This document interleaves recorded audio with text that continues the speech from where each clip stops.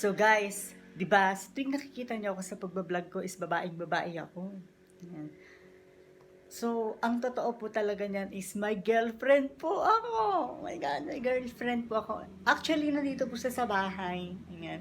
Gusto niyo po bang i-reveal ko po siya sa inyo? Yung girlfriend ko nandito po sa tabi ko. Ayan. So, i-reveal ko na po sa inyo. Handa na pa kayo, guys?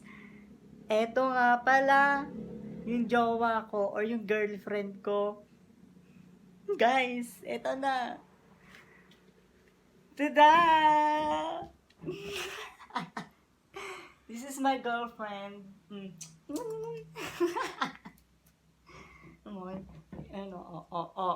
This is my girlfriend. Oh, may girlfriend ako. Hindi nyo lang alam. Di ba, babe?